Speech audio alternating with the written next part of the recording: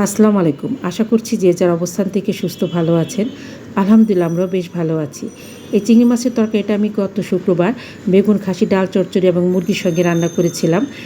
ওগুলো ছিল দুপুরের খাবার। এই তরকারিটা ছিল রাতের জন্যে। সেদিন এই তরকারির রেসিপিটি আমি শেয়ার করিনি। আমন্ত্রণ জানাচ্ছি দিলরুবার হেসেলের সাথে থেকে চিংড়ি মাছের এই রেসিপিটি দেখার জন্যে। এখানে আমি কড়াইতে একটু তেল দিয়ে 4টা পটল এবং 2টো আলু মাঝারি সাইজের পাতলা পাতলা করে কেটে সামান্য হলুদ এবং লবণ দিয়ে সেদ্ধ হওয়ার আগ পর্যন্ত ভেজে উঠিয়ে নেব। লো টু মিডিয়াম হিটে এটাকে ভাজতে হবে। সেই কড়াইটা আমি ধুয়ে কিছুটা তেল দিয়ে 2টো এলাচ, একটা তেজপাতা এবং 4টা লং আমি ফোড়নে দেব। সেই সাথে একটা পেঁয়াজ এবং রসুনের 2টো কোয়া আমি এখানে কুচি করে কেটে আমি হালকা ব্রাউন করে ভেজে নেব।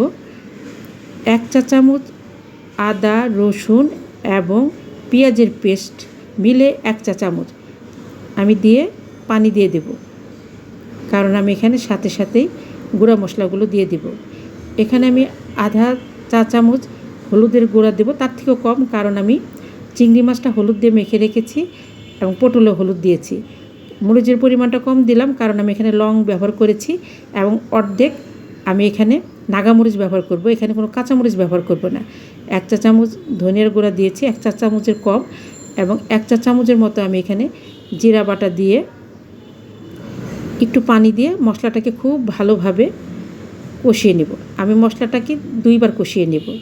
যারা দিলরুবার হেসেলকে সাবস্ক্রাইব করে পাশে আছেন তাদেরকে অসংখ্য ধন্যবাদ।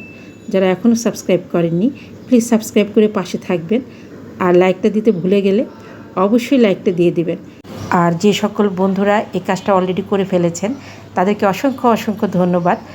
আমরা এভাবে প্রত্যেকের ভিডিও দেখার আগে লাইকটা দিয়ে কন্টিনিউ করব। এতে কিন্তু আমাদের দুজনের জন্যই ভালো হবে। আমরা আসলে লাইকটা দিতে মনে হয় ভুলে যাই। আমি এখানে 8টা চিংড়ি মাছ মাথার উপরের অংশ থেকে লেজ পর্যন্ত কেটে আমি রগ এবং ময়লাটা পরিষ্কার করে নিয়ে মশলাতে খুব ভালোভাবে কষিয়ে নেব।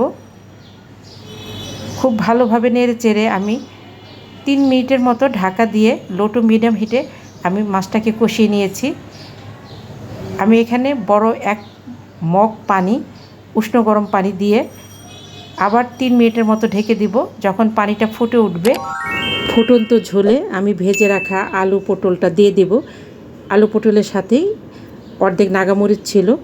আমি খুব ভালোভাবে নেড়ে চেড়ে এটা ঢেকে 5 থেকে 6 মিনিটের মতো রান্না করব। দেশ দেশের বাইরে দূর দূরান্ত থেকে যে সকল দাদা, দিদি, ভাই, বন্ধুরা আমার রেসিপিগুলো দেখে সুন্দর সুন্দর কমেন্ট করছেন, তাদের প্রতি আমি সত্যিই কৃতজ্ঞ।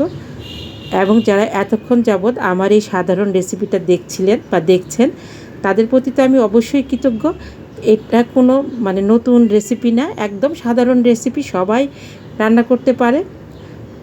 আমি এখানে 1 চা চামচ ফুল ক্রিম গুঁড়ো দুধ দিয়ে দিলাম। এই দুধটা দেওয়াতে এই তরকারির স্বাদটা একদম চেঞ্জ হয়ে যাবে।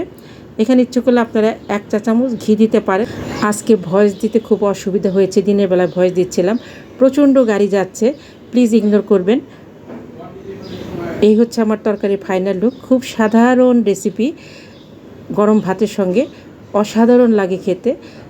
একটু বেরেস্তা দিলাম, দেখতে ভালো লাগবে, খেতেও ভালো লাগবে। যারা এভাবে খাননি তারা একবার অবশ্যই ট্রাই করবেন। খুবই সাধারণ রেসিপি এটা এবং সবাই করতে পারে। তো নিজে ভালো থাকবেন, অন্যকে ভালো রাখবেন। আল্লাহ হাফেজ।